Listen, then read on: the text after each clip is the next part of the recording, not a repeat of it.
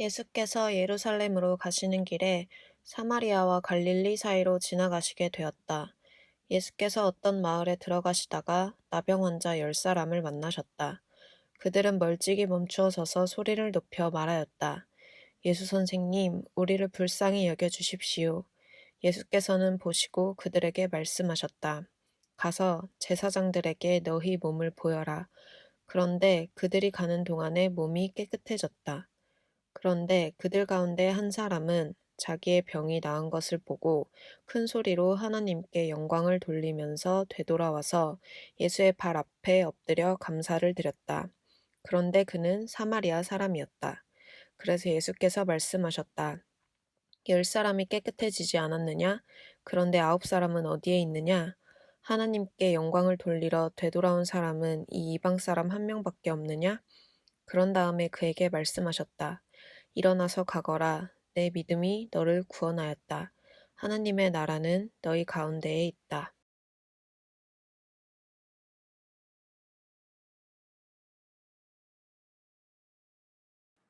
예수님은 그 유대인이었습니다. 유대인. 베들레헴에서 태어나서 갈릴리 지역에서 자란 유대인이었습니다. 그리고 이 당시 유대인들의 삶의 가장 중요한 배경은 유대 법이었습니다. 토라라고 불리는 법이죠. 이 법은 결국 어떤 규칙을 반드시 지키게 하거나 혹은 어떤 것들은 하지 못하도록 막아서는 역할을 하게 됩니다. 저 개인적으로 유대의 법은 두 가지 정도의 의미를 가지고 있다고 생각합니다. 첫째는 이 유대인들을 유대인이 아닌 사람들과 구별하게 하는 역할입니다. 예를 들어서 할례 같은 것이죠. 남자아이가 태어나면 그 8일째 되는 날에 성기의 표피를 잘라냅니다. 이 표식을 가진 이들과 가지지 않는 이들을 구별하는 것입니다. 또 안식일을 지키는 법이나 절기와 제사에 관한 법들이 그렇습니다. 이 종교를 따르는 이들과 그렇지 않은 이들을 외모나 혹은 생활의 관습에 따라 구분하게 하는 것입니다. 유대법의 그 두 번째 의미는 그 공동체를 보호하고자 하는 바입니다. 예를 들어서 음식에 관한 법 같은 경우엔 오랜 동안의 경험을 통해서 사람들은 음식 재료가 가진 독이나 혹은 질병을 야기할 만한 문제를 발견하게 됩니다. 그러면 그러한 재료들을 종교의 법안으로 금지해서 사람들을 위험으로부터 보호할 수 있습니다. 또 유대교에서 많이 나오는 정결에 관한 법률도 이런 집단 위생과 관련되었다고 볼 수 있습니다. 사람이거나 동물의 사체를 만진 사람들을 일정 기간 동안 공동체로부터 분리시키는 법들은 결과적으로는 사람들을 전염되는 질병으로부터 지켜내는 역할을 하게 됩니다. 오늘 본문에 나오는 피부병도 마찬가지입니다. 한글 성경에 나오는 이 나병은 그 어떤 종류의 피부병입니다.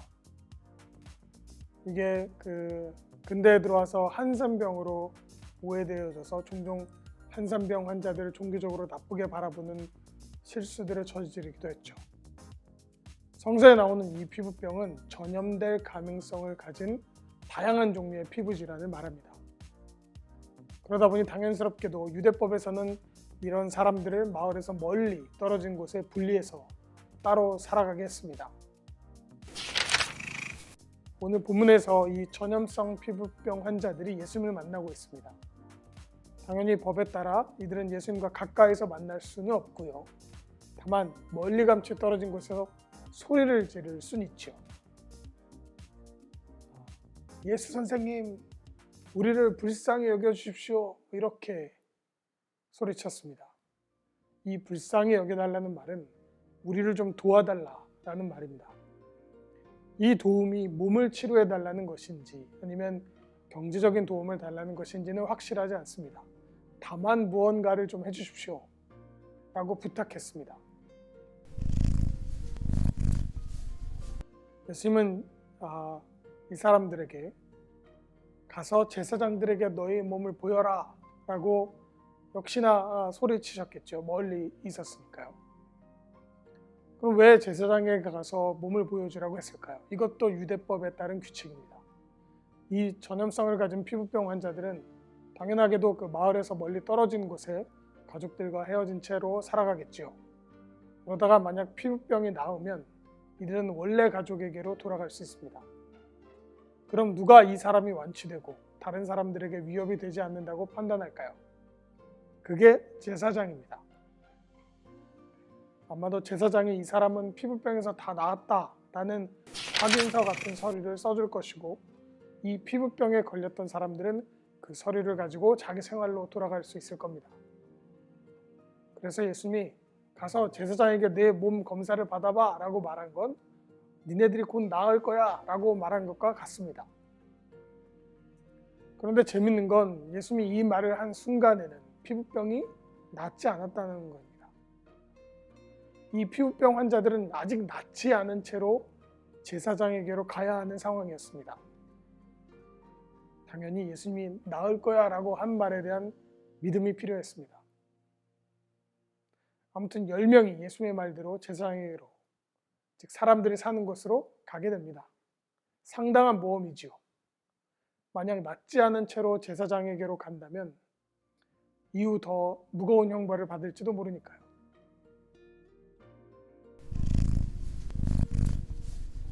다행히 이들이 제사장에게로 가는 길에 피부병이 낫습니다. 이들은 제사장에게로 가는 길에 자기들이 나았다는 것을 확인합니다. 그 중에 한 명이 예수님에게로 다시 뛰어 돌아옵니다. 그리고 9명은 제사장에게로 갑니다. 그 돌아온 한 명이 사마리아 사람이었습니다. 9명은 아마도 그 유대인이 아닐까 싶습니다. 정확하지는 않아요. 다만 이 사마리아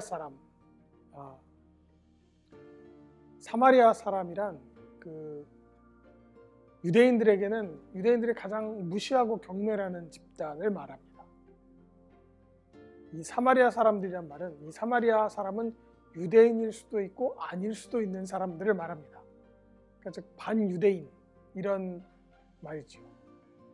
원래 자기랑 닮았는데 무언가 부족한 집단을 더 경멸하는 법입니다. 우리가 그 제1동포나 제 중동포들을 역사적으로 무시한 것들을 보면 저는 좀 이해가 됩니다. 이 사마리아인 한 명은 예수님에게로 돌아옵니다. 그리고 예수님에게 감사를 드리면서 하나님을 찬양합니다. 예수님이 이 병을 낫게 하신 것이 하나님의 뜻이라는 것을 깨달았다는 것이죠. 즉 예수님이 하나님의 뜻을 전달하는 존재라는 사실을 깊이 있게 알아버린 겁니다. 예수님이 하나님의 대리자라는 것, 하나님의 뜻이 예수님을 통해서 완전히 보여준다는 것, 이건 정확하게 복음입니다. 이 사마리아 사람이 병이 나은 것을 보고 이 깨달음을 얻습니다. 이 한 사람은 하나님의 뜻이 드러난 이 예수님을 만나고자 돌아왔습니다. 이 병을 치료한 힘의 근원, 그리고 그 대리자를 만나고 싶었던 것이죠. 9명은 제사장에게로 바로 갔습니다. 아마도 그들은 병이 나았으므로 제사장이 주는 확인서를 받았을 것이고, 아마 세상 가장 기쁜 마음으로 가족들에게로 뛰어가고 있을 겁니다. 얼마나 보고 싶었던 가족들이고 얼마나 돌아가고 싶었던 곳일까요? 전 9명의 마음이 이해가 됩니다. 심지어 예수님도 제사장에게로 가서 네 몸을 보여주라 라고 말했으니까 사실 시키는 대로 잘 따라한 것이기도 합니다. 저는 9명을 비난할 생각은 없습니다.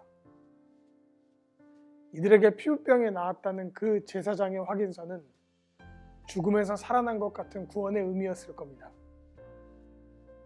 다만 사마리아 한 사람은 이 구원이 어디서 왔는가를 찾았다는 것이 다른 점입니다.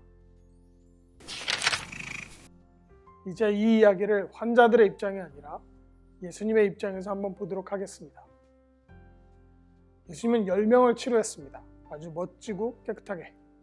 그리고 한 명이 돌아와서 예수님 앞에 엎드려서 감사를 드리고, 예수님의 힘은 하나님 아버지의 뜻임을 고백하는 믿음을 보입니다. 그리고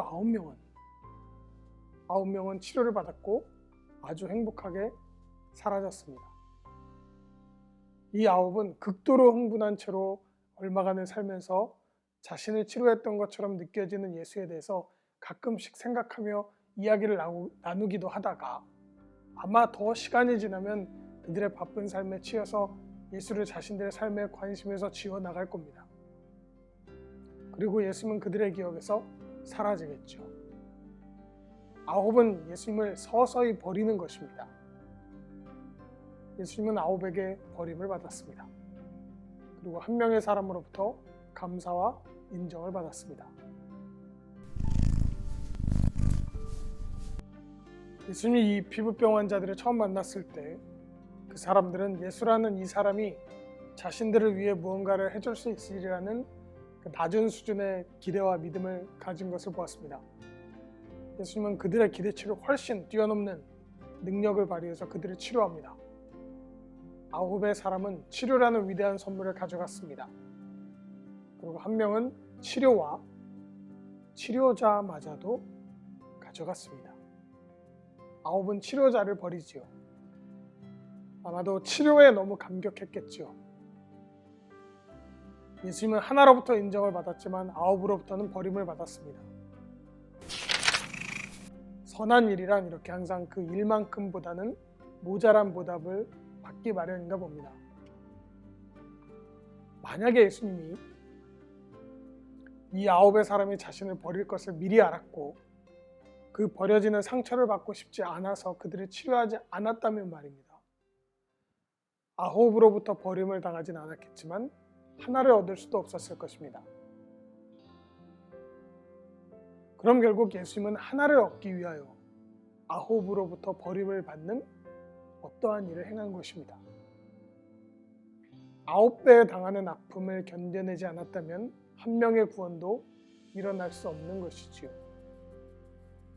예수님은 하나를 구원하기 위하여 아홉으로부터 버려지기로 한 것입니다. 이것이 주님의 사역입니다. 우리가 예수 그리스도를 믿는다는 것, 우리가 예수님의 참혹한 죽음의 의미를 인정한다는 것, 그리고 그것을 진리로 여기고 그분을 존경하고 나의 삶의 목표로 삼는다는 것은 어쩌면 예수님이 수많은 사람들로부터 버려지는 것을 감당해낸 결과일지도 모릅니다. 그것이 믿음을 가진 이들의 존재의 의미입니다.